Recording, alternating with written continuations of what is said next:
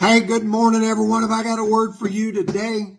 I am still camping out in the book of First John, just rereading and rereading chapter 1 and chapter 2, camping out in chapter 2 right now. But there in verse 17, it jumped out as there's things getting ready to transition into Aaron and our lives.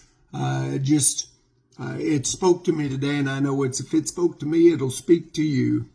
The world and its desires pass away, but the man who does the will of God lives forever. So there again in 1 John chapter 2, verse 17, the world and its desires.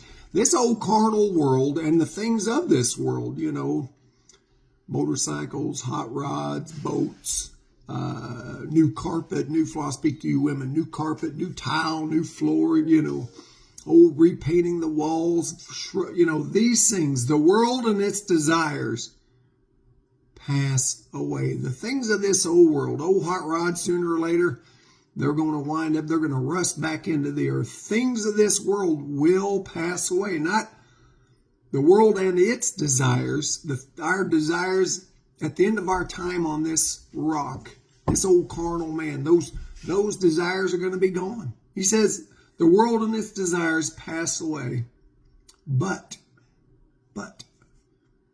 the man or the woman who does the will of God, you and me, the man or woman who does the will of God, who seeks the will of God, who pursues the will of God, who emanates, who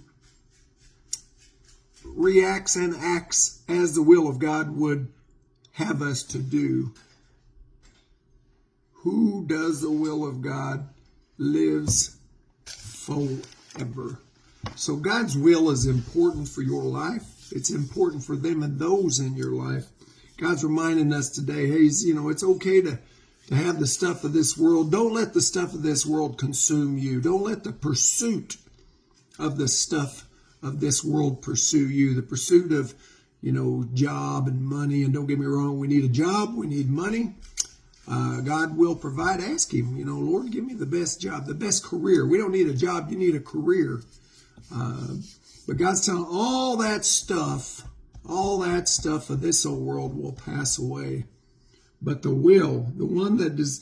man who desires the will of God will live forever. That our people, years from now, people aren't going to remember that you had, 3 guns and a bow, or, you had the prettiest garden in the world. And they might remember some of that stuff, but they're going to remember that who you were at the core.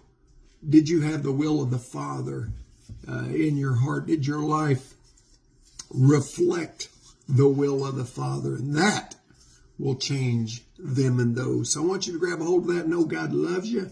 He doesn't care what you did yesterday. He's wanting to have a conversation with you today.